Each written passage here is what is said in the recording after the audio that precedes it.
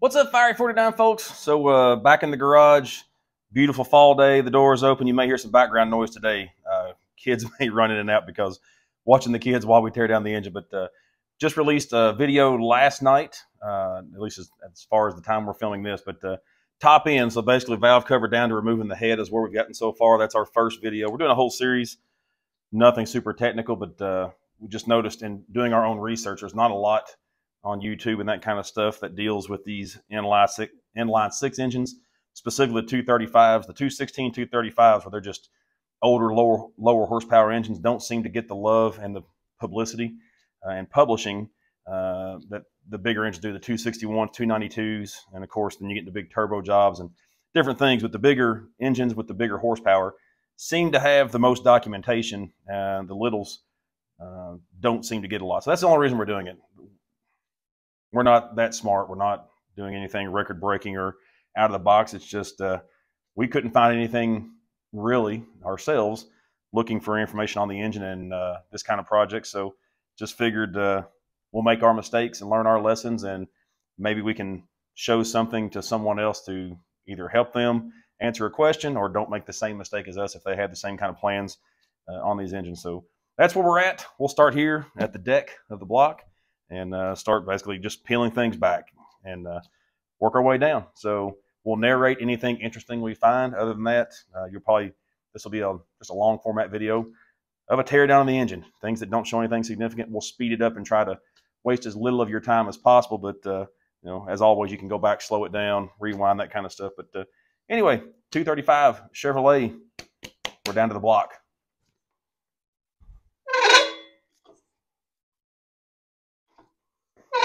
We've got the motor flipped over. Let's dive in and just get the pan off and see what we've got here.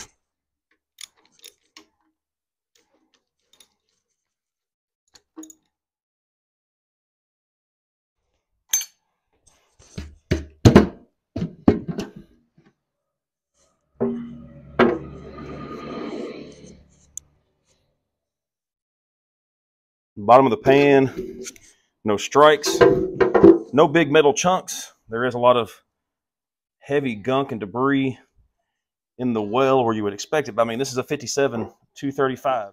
The oil pickup screen looks good. There's nothing stuck on it. Doesn't appear to have had a lot going on. You can see the dipstick sticking through there, but I mean, nothing in the pan looks horrible yet.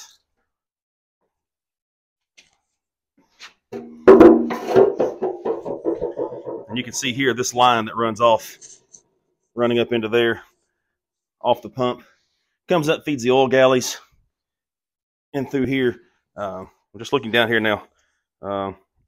If you're a Chevy V8 person, the camshaft is normally in the valley, in the V, above the crankshaft between this. But in this inline six, you can see the camshaft here, actually below the pistons. That's why the long push rod's on the side. Looking in here, there's definitely some cam lobe wear. And if we look in here, this odd lobe shows on camera. That one there, that's the lobe for the fuel pump. So here's your intake exhaust valves, one cylinder, fuel pump, lobes. That just continues on down the side. None of the cam lobes look wiped out, but the engine definitely has some miles on it. The lobes have a lot of wear on them. Just appears to be a well-worn, well-used engine, but nothing horrible underneath it. So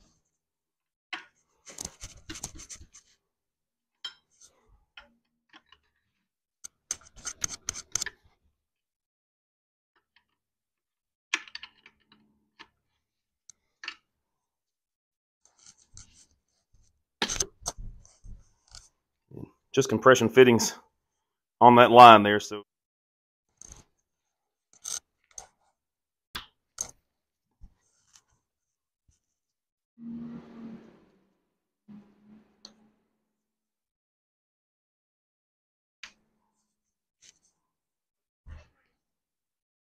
Don't mind me. don't mind you. Hello.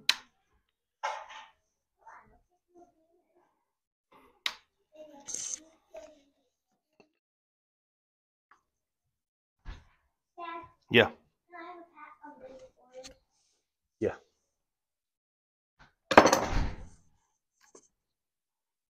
All right. Nothing crazy in here. Those look okay. Nothing's worn out. These can spin because the distributor is not in the block. So just like a older small block Chevy, but the pump shaft goes down. The distributor is driven off the camshaft and has a notch in the bottom of the distributor that engages the drive shaft of the oil pump and makes it spin. And these gear pumps, very, very simple concept. If, this is on top, oil's coming in here, but basically the gears come together on this side. This is a larger volume area here, and then as these gears come together, they catch that oil, they'll squeeze it, and they basically mechanically push the oil through to the other side. You can see the spaces there. So as that comes through, that builds pressure on this side. So capture oil, push it through, out on the other side, and just the rotation of that grabs it from this side, creates an area of low pressure, pulls the oil out of the pan, drives it in, and then pushes it out the other side. And as it comes out, that's where the distributor engages this. So the distributor has a worm gear, drives off the cam. Basically, the distributor engages it just like this. So as the distributor turns, the oil pump turns, the gears turn. Simple mechanical stuff. I don't have a stamping set here with me, so I'm going to pull the rod caps off, look inside those, the bearings. They feel okay, but we're going to take it apart anyway, so we'll just crack into it and start pulling the rod caps off and see what, if anything's been going on inside.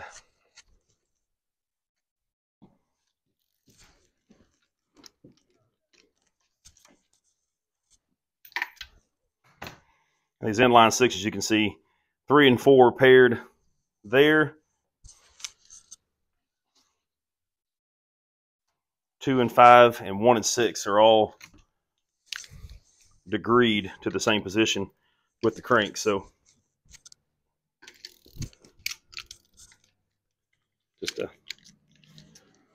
bit of how the inline 6 works, but the way these degrees work and the way they offset each other naturally and stuff is one of the reasons the inline 6 is such a it's just naturally a very smooth and well-balanced engine, just by design, because of how the pistons equally offset and oppose each other, and the firing order allows it to basically run with offset between caps of things, but just a very smooth running engine design of basically of any inline 6 tends to be a smooth running engine. Got all of our rod caps loose, so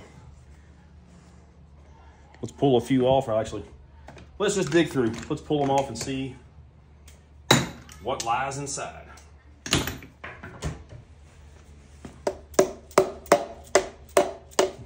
That one came apart no problem. So all I'm doing is leaving the nuts on so we have something to strike against, and driving the rod bolts down against the cap that's still on the crank. Those broke free easy enough.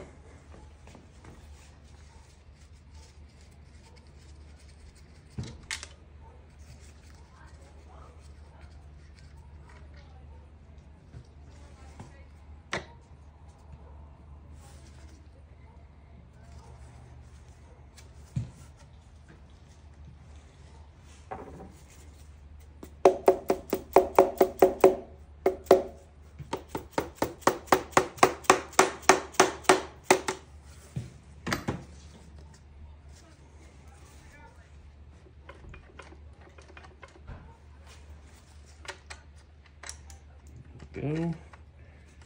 How bad is it?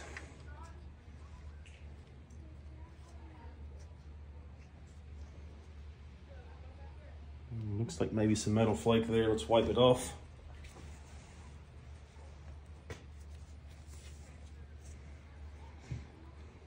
It's not flake. It's just bearing material where it's been worn down. So can tell, let's see if it'll show on the camera. But you can kind of see some roughness right there. That winds up actually in line with the oil galley hole there. So this is where the oil would come in to lubricate these bearings. And although I've got gloves on, it doesn't, so I don't have quite the feel. But that crank journal seems to be okay. The bearing has some roughness in it right there, but that could be just from the galley hole itself maybe. But they're not wiped, they're worn, but that's not catastrophic. I'm gonna let that cylinder go down. Oh, and look at that. It actually came out. It didn't catch on a ring landing, so that's why you still gotta make sure to catch it. But I'm gonna put this back on the way it came. And keep them that way because these come as sets in a machine together, so you don't want to mix these up. Number 6 came right out, so looks like we may get all, at least thus far, get everything out.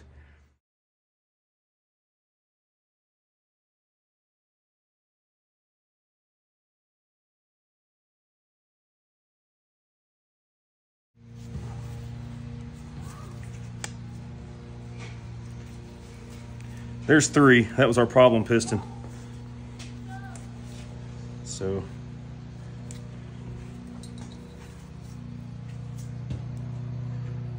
you can see all the erosion. Hopefully see it here. But how much of that piston was eaten away by detonation. And not sure why. Number 3, don't know yet. The journal does have a score right there. The bearing has a matching mark. The one thing I will say, I can note on 3, you can see this is 4. 3, the rod pin is tight in the piston.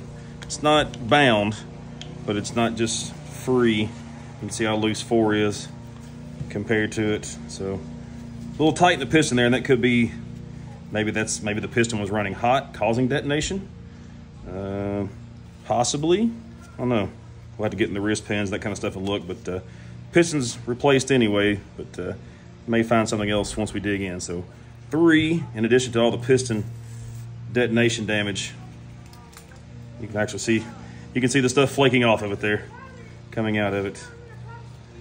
3 had problems. If you saw when I shook there, had a broken ring in it. 2 broken rings, the piston is damaged there. All right, so we definitely damage on the piston. So detonation, I'm gonna guess the detonation happened or something happened here that got the piston overheated and caused it, but 3 definitely had major issues. This engine needed to be pulled out and repaired or replaced. So that probably was still running, but it wasn't happy. That, you can see that ring is actually seized in the groove there. The broken pieces have fallen out. Second ring moves, but it's missing a chunk. Piston is cracked. Chunk of the piston missing down between the oil control ring and the skirt. No bueno.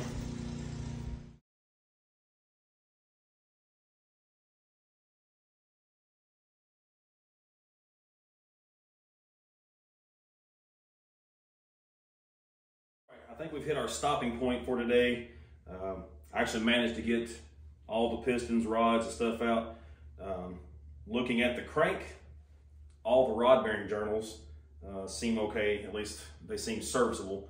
There is some slight nicks and stuff, but who knows what this engine's been through. I don't know that I've ever taken any kind of engine apart that didn't have some small stuff, and at least the crank need polishing, which most of these, nothing will even grab your fingernail. You can just kind of feel it under the fingernail. So my guess is it probably turned the crank 10 thousandths, which should be okay. We're not building a high horsepower application. But I think probably turning the crank, if we don't find anything in the main journals, should be fine. And if you saw the video, the bearings that come out of the rod, that's what's great about this engine. We can turn the crank, we can order bearings to fit, and they just insert in. The bearings are pre-made versus our original engine that's still in the truck. It has a batted bearing. The way those are made is that bearing material is actually poured into the rod and then machined to fit the journals. It's a more cumbersome, I guess, bulkier or awkward process to make those. It works. That's what they did for years, but the newer bearings just make things easier. You just basically take your measurements, order them up, confirm, put those in, confirm your measurements worked out and the bearing clearances are okay, and move on with it. But definitely, you know, things weren't perfect. Number 3, piston is missing a piece. The piston is cracked through, 2 broken rings and all that detonation. So number 3 was taking a beating. Something bad was going on in that wrist pin. It just wasn't moving freely. Maybe that was the cause of it. Maybe that wrist pin was going bad, building heat in number 3, which is why the detonation, that's my guess, is the wrist pin or something in it was bound, not moving freely. That caused it to build a lot of heat up, the heat in the piston. Basically, the piston was hot, so when that air-fuel charge would come in on the intake stroke, it ignited too early and was basically beating the piston to pieces, which is why the piston is cracked, and lots of other stuff, why the rings are broken. 5, I don't see anything really bad with the piston or anything else, but it had a broken ring. Who knows, the harmonics, but nothing looks terrible or broken. We'll get a new piston set. They're like $380 for a whole set. The rods may be okay, or if not, they can be machined, but we can put new bearings in. That stuff will all get fluxed and checked, but I think we're still okay. Nothing has said, stop, this is not worth the time yet. So we'll stop here today because I don't have the puller for the balancer, and I can't get everything else out without getting the cover off to get the crank out. So that's our stopping point for the day. So we'll call this, I guess, episode 2 of the engine teardown. But pistons, rods, everything are out. We've seen the camshaft, lobes look good. It's all in there. We'll keep going because nothing catastrophic has been found just yet. Take care. Thanks for tuning in, and we'll dig in deeper when I get the rest of the tools here to the house to dive into this thing.